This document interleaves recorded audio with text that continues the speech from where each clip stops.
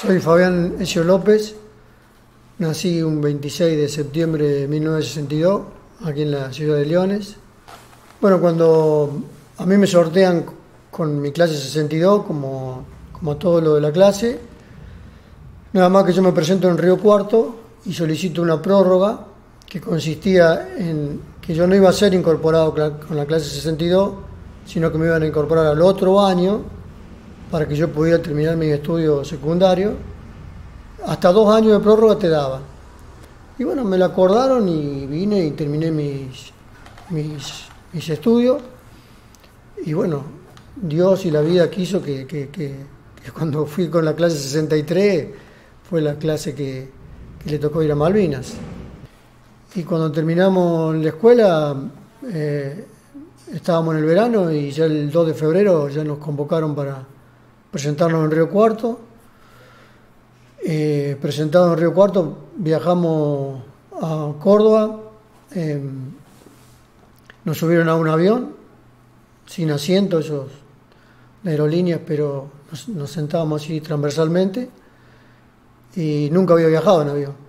Y era un día de tormenta y realmente me dio mucho miedo porque no tenía ni idea de cómo era y te imaginas viajar sin asiento, es complicado el tema porque tanto despegar como aterrizar se hace una montonera de gente y causa un poco de una sensación extraña. Recuerdo que aterrizó y cuando bajamos del avión nos pegó un viento muy helado, preguntamos dónde estábamos y era en Comodoro Rivadavia, no teníamos ni idea de dónde íbamos y de ahí nos cargaron unos colectivos y nos llevaron a Sarmiento y nos tocó como destino el Regimiento de Infantería 25. En el regimiento es el regimiento, la batería y la compañía de ingenieros, son 3 grupos, digamos. Y bueno, los primeros días andábamos medio descolocados porque cómo se van organizando y cómo se van asignando y formando la sección y a dónde le vaya tocando cada uno. Y nos fueron depurando y notábamos que era un grupo que siempre éramos como que estábamos juntos. Nos dábamos cuenta que eran unos 50 que por más que se depuraba siempre quedábamos esos 50, 40 ahí dando vueltas. Y se presentó en un momento un militar y nos dijo que era el señor subteniente Roberto Esteves y nos dijo que iba a formar una sección especial de AOR, que era aspirante oficial de reserva, el cual a los 6 meses, o sea, no íbamos a venir nunca, no íbamos a volver a casa de las vacaciones y cuando volvíamos a los 6 meses volvíamos de baja, previo salto de paracaidista en Córdoba y con el grado de subteniente reserva. Y bueno, para nosotros fue una sorpresa y una alegría a su vez, porque si bien nos íbamos a quedar 6 meses, pero también sabíamos que a la vuelta había otra cosa que era buena, que íbamos a volver ya de baja.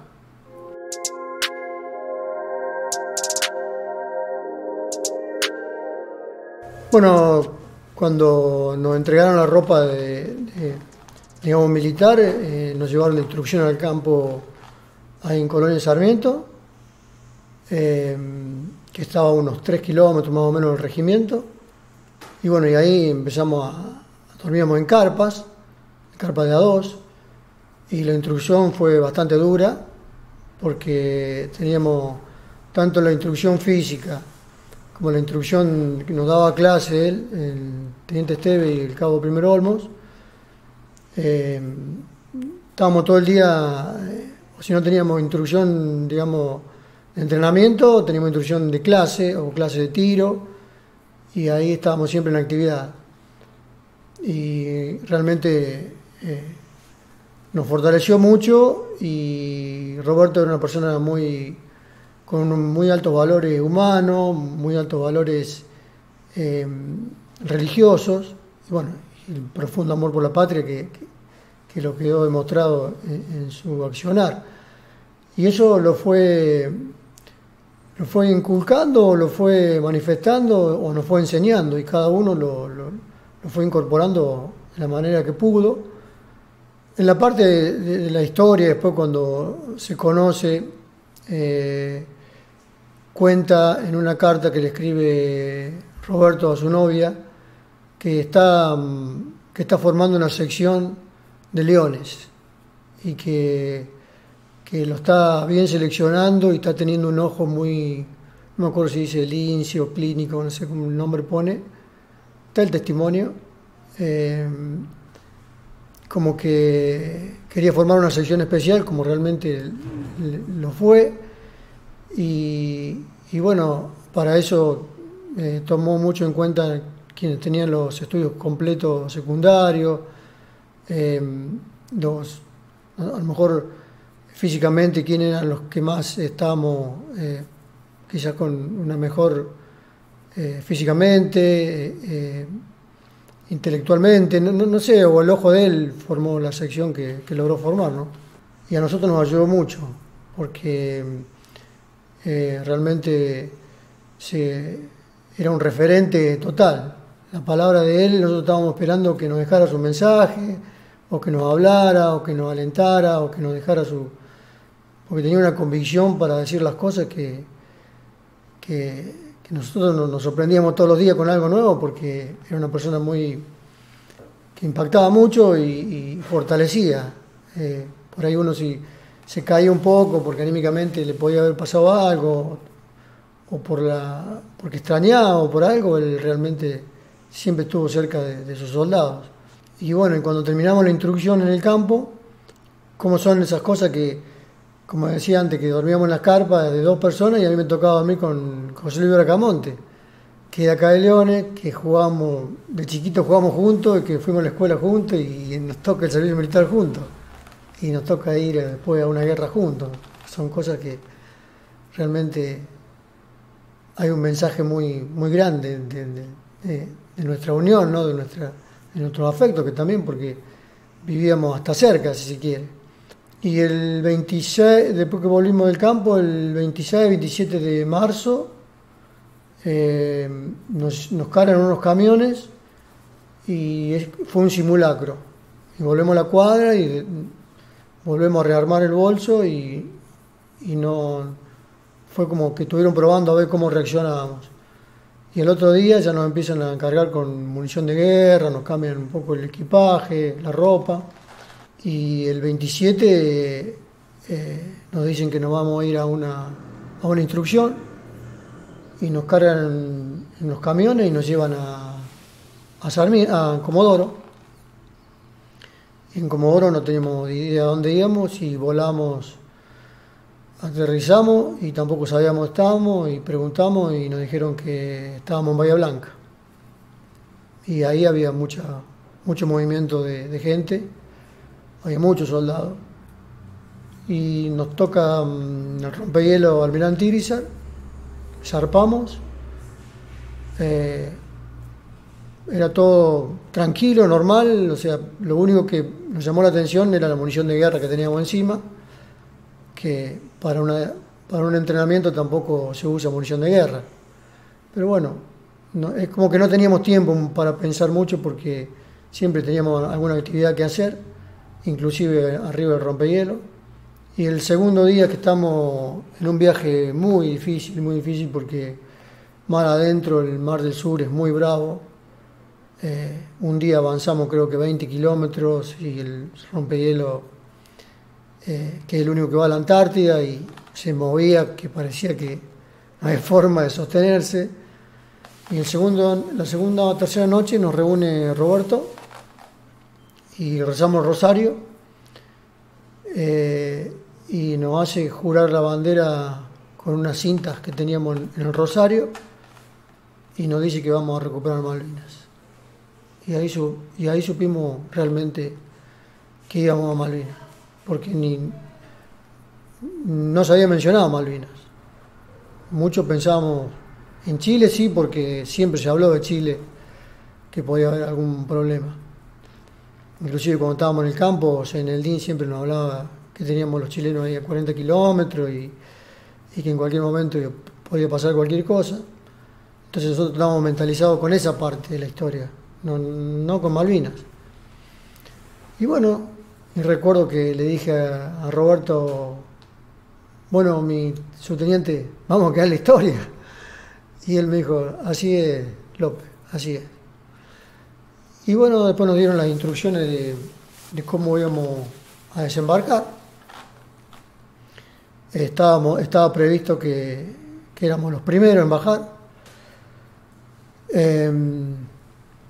A todo esto se vuelve a producir otra gran tormenta, en donde cambia todo el programa de desembarco que había,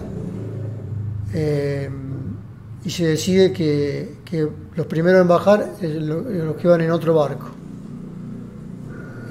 Los dos helicópteros que estaban en el rompehielo sufren averías, se rompen, y bueno, nosotros quedamos ahí, estábamos todos pintados, todos camuflados, listos para el desembarco, porque estábamos listos para atacar, porque no sabíamos con qué nos íbamos a encontrar.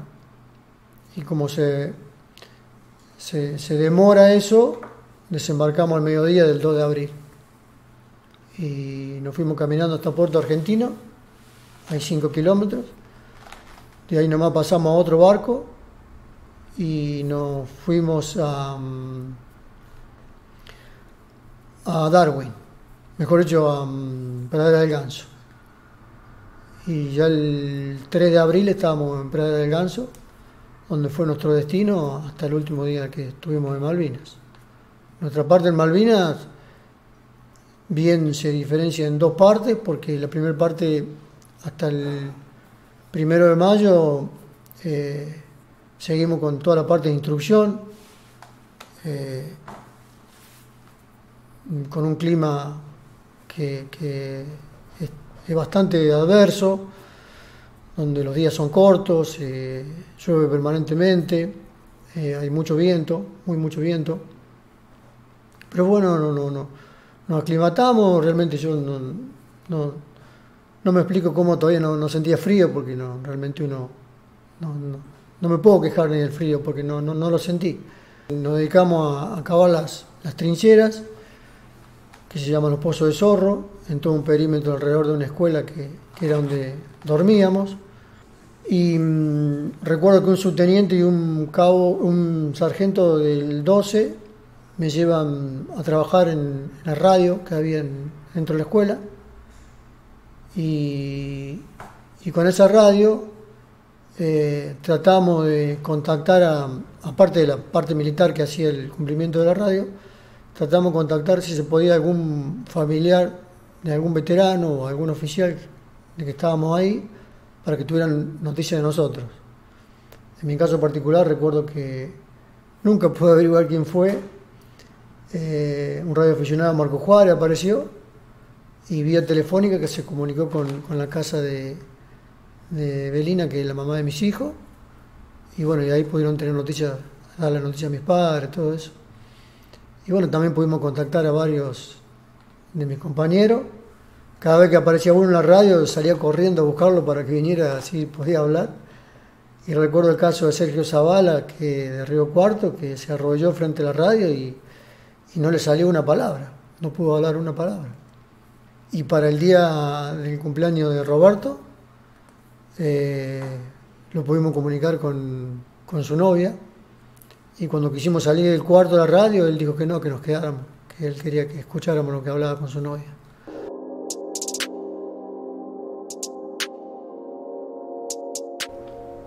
Y bueno, y el 1 de mayo surge una alerta aérea 5 o 6 de la mañana.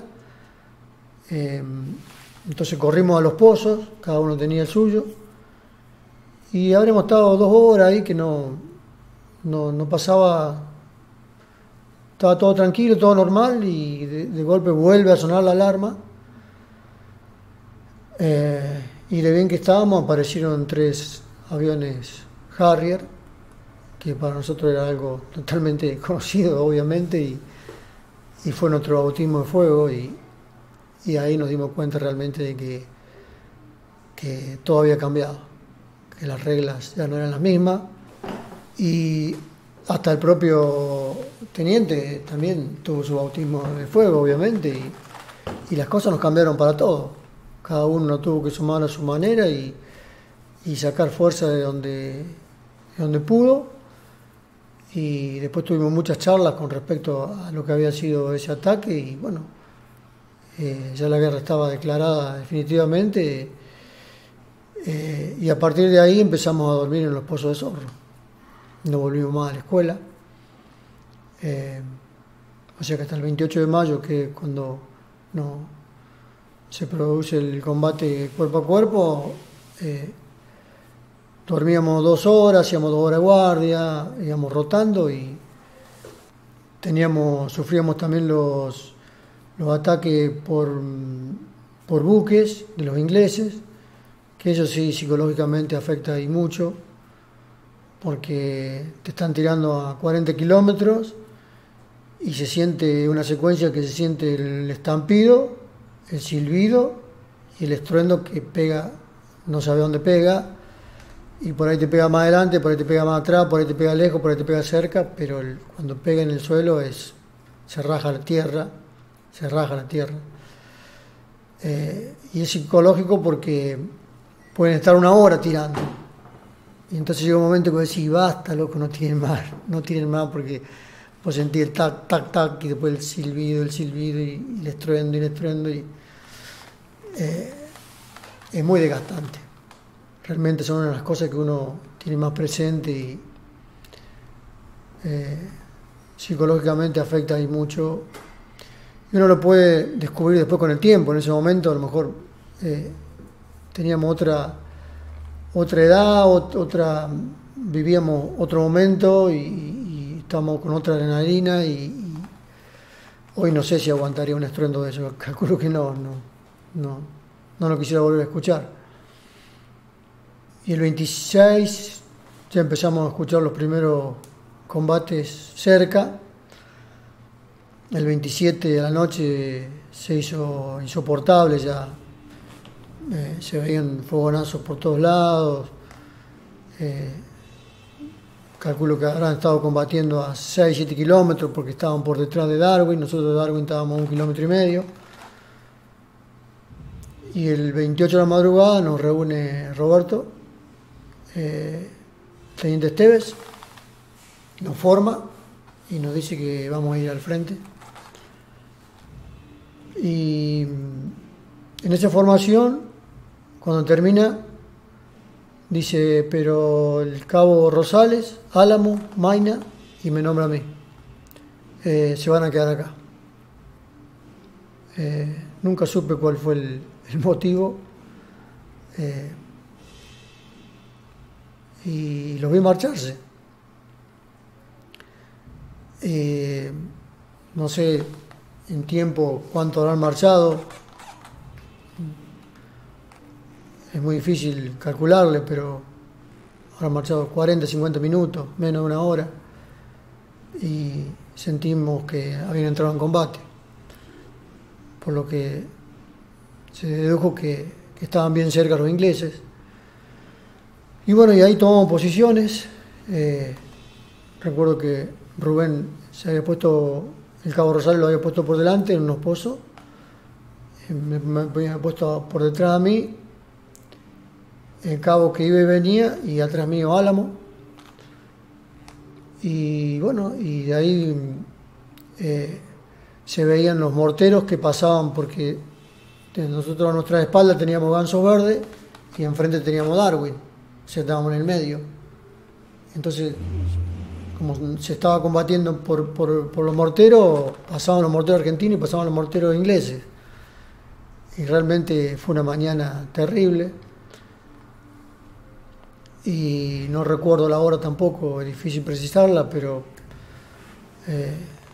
cerca del mediodía entramos en combate con los ingleses porque sentíamos que nos estaban tirando, que nos estaban pegando cerca, y se nos prestaba confusión porque venían bajando gente del 12 y se nos complicaba un poco tirar porque podíamos herir a una propia tropa. Pero bueno, resistimos ahí hasta que en un momento viene el cabo Rosales y me saca del pozo y corrimos unos 80 metros que había hasta la barranca de la costa del mar, y ahí esos momentos que corrimos, no sé,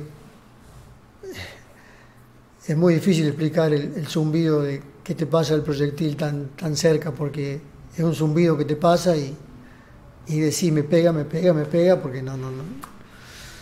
Y bueno, tuvimos la suerte de correr hasta la costa, bajar, ahí estábamos en cubierta, y cuando volvemos a la costa, nos agarra otro oficial y junta unos 50 soldados y volvemos a contraatacar. Y habremos caminado 80 metros y ahí también tuvimos un enfrentamiento y se hizo insostenible y él obligó el repliegue de nuevo. Para este entonces Álamo se repliega con Gómez Centurión, y habrán estado unos 400, 500 metros a nuestra izquierda, que él estaba con José Luis Allende. Y ahí, bueno, ahí cae nuestro héroe de Leones, que me entero cuando estoy en el pueblo a la tardecita, porque llega Centurión y cuenta que lo que le había pasado. Y después cuando me entero que habían fallecido 3 soldados de mi sección, que había fallecido nuestro teniente, 2 cabos de nuestra sección, que teníamos muchos heridos, fue muy fuerte para nosotros. Y por la noche se sentían los gritos de un soldado que decía que lo fuéramos a buscar, que estaba herido, y era un soldado que había estado en combate con Centurión, el cabo Fernández. No sé por qué se demoró Centurión en irlo a buscar. Hace poco me enteré que yo estaba designado a ir, y cómo son las cosas, que yo estaba designado a ir y no me llevaron, y a Centurión le pedí 3 veces que me llevara y no me llevó. Y bueno, lo fueron a buscar él con 2 soldados y lo trajo. Y al cabo Fernando lo encontré este 28 de mayo en Sarmiento, en Chubut, que fuimos a la fiesta por los 40 años. Y estuvimos abrazados un rato largo y, bueno, tiene heridas en su cuerpo. La hermandad que se logra o que se produce en el momento difícil de reencontrarse después de tantos años es muy fuerte.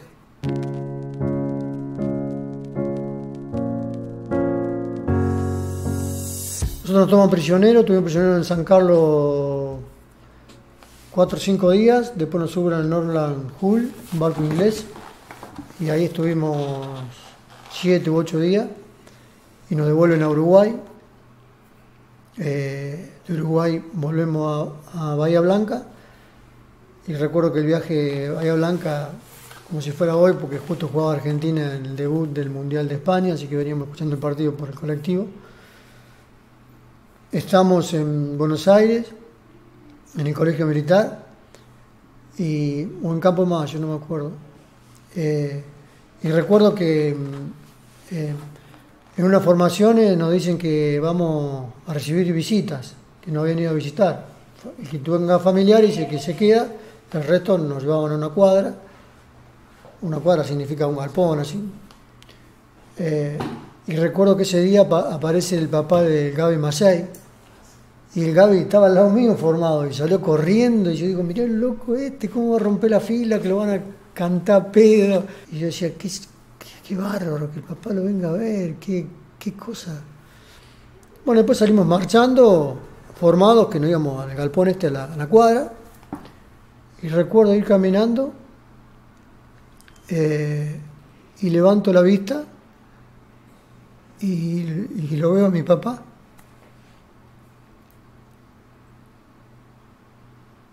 Que estaba con mi mamá y mi novia, la mamá de mis hijos. ¿Qué sé yo? Parecía que estaba soñando, ¿no? No podía creer.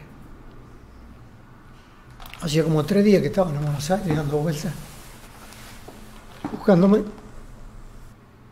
Me encontraron, gracias a Dios.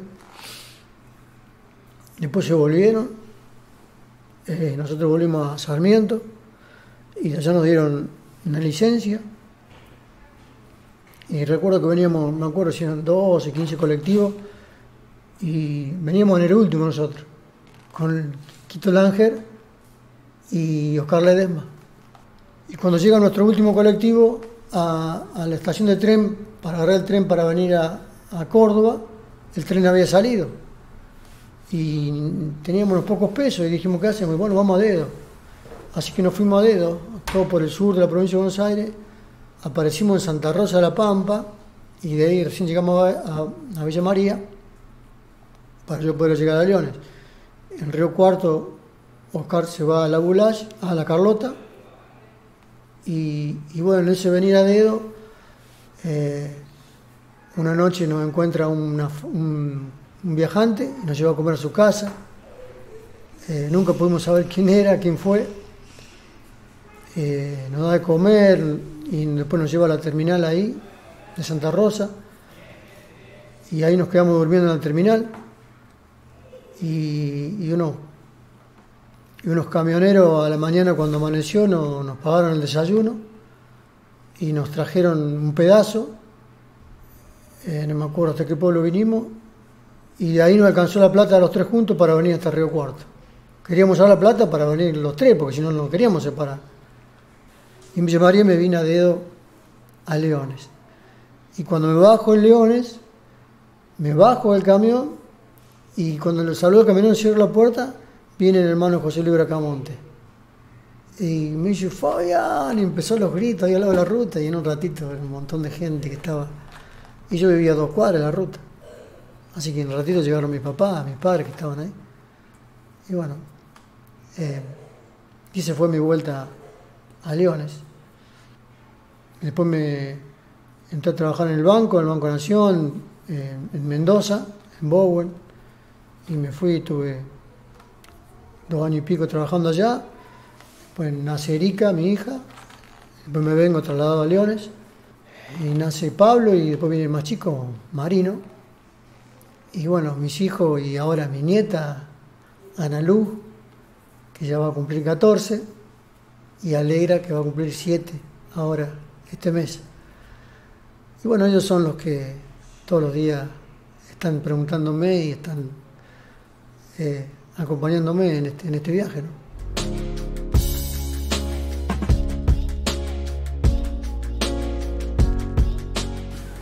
Siempre dije que no iba a volver nunca a Malvinas.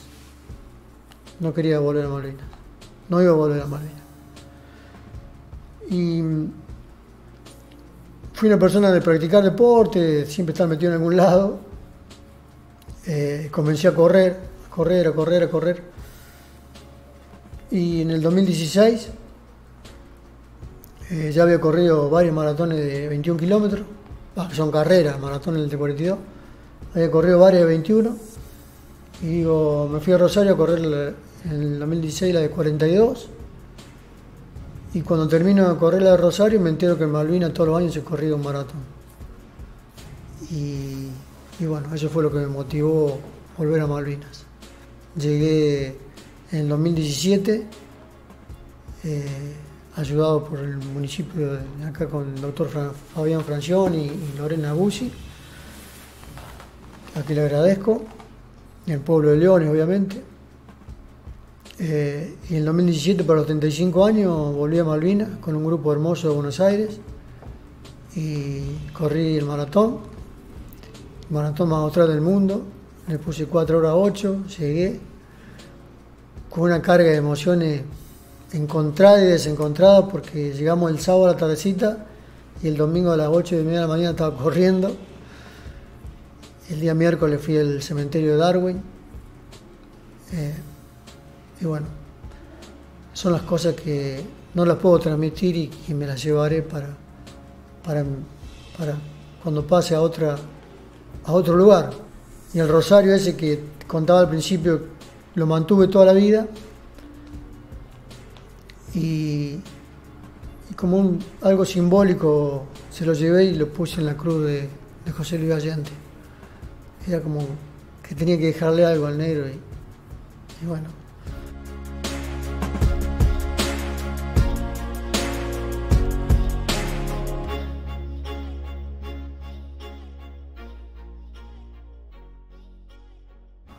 Yo en el año 2021 de pandemia, impulsado por mi hijo Pablo, el del medio, tengo 3 hijos, Erika Mariel, Pablo Martín y Marino Iván. Siempre me seguía porque me escuchaba por ahí algunos relatos y de las maratones, y de la guerra y de cuando jugaba al fútbol. Con 17 años tuve la suerte de jugar en la Primera de Leones. Me decía que escribiera y bueno, me puse a escribir y escribí un libro que se llama Preparando el Regreso, en donde, bueno, digamos que el título está un poco encubierto, porque quien lo ve así puede imaginarse alguna cosa y realmente tiene un mensaje que lo pueden descubrir cuando lleguen al final, como todo el libro, obviamente, no es que sea este. Y estoy muy contento porque he recibido muy buenas devoluciones, hermosas devoluciones. El Centro Cultural, lo presenté acá en el Centro Cultural. Y bueno, y para nosotros son estas pequeñas devoluciones y estas caricias al alma que uno recibe, que va desencadenando el paso de la vida, ¿no? Porque nos han pasado 40 años y ya vamos a cumplir 60. Y no solamente somos veteranos de Malvinas, somos también veteranos de la vida. Y bueno, cuando puedo voy a los colegios a dar charlas. También este año le hice llegar este libro a Esteban Tríguez. Son 10 veteranos que dan charlas en los colegios.